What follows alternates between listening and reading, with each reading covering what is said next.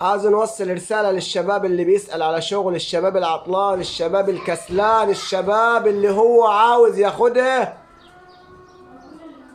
من غير تعب، عاوز يبقى معاه فلوس من غير ما يتعب.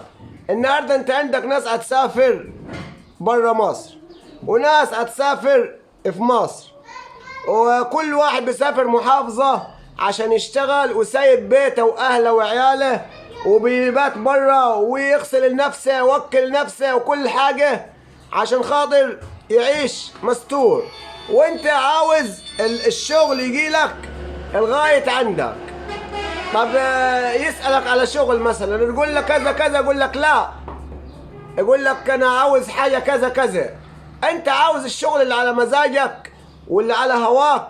انا بتكلم يا جماعة كل واحد في مجال، انا عارف ان كل واحد شغال في مجال، بتكلم على كل واحد في مجاله، مش بتكلم ان واحد نجاش يبقى حلواني ولا واحد حلواني يبقى نجاش، لا، انا بتكلم على كل الفئات. على مثلا ولا هنتكلم على مثلا فئة المعمار، ممكن عاوز الشغل يجي لحد عنده يطلع يدور على شغل، لا، يطلع مثلا يقعد مثلا على قهوه يشوف اصحابه مثلا يشرب شاي معاهم، ولو كان نام لفتره ولا اسبوع ولا اسبوعين ولا 20 يوم ولا شهر يقعد كده ويشرب شاي ويدردش معاهم ويجمع شغل، لا، عاوز الشغل يجي لحد عنده، عاوز الشغلانه الطايبه اللي على مزاجه عشان يتعب، لا، ولف على الراحه، ولف على الشغل، ولف ان هو يرمي كتير في الشغل، ولا في ان الشغلانه ياخدها كده يا اخي جنب مثلا حيطان ولا سيراميك، عاوز الجنب السالك، ما فاضيش يتعب، ما عندوش استعداد ان هو يتعب ولا يكافح ولا يجتهد علشان خاطر لقمة العيش. يا جماعة الايام دي ايام صعبة جدا جدا جدا.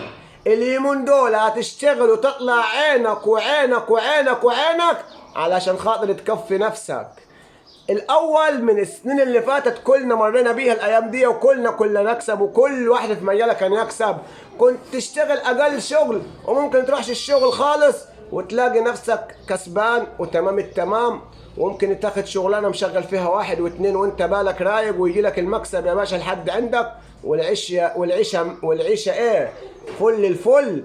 الوقت ده اختلف، الوقت ده اختلف تماما. واحد من ضمن الناس أنا كان معايا مثلا في المحل كنا 8 شغالين،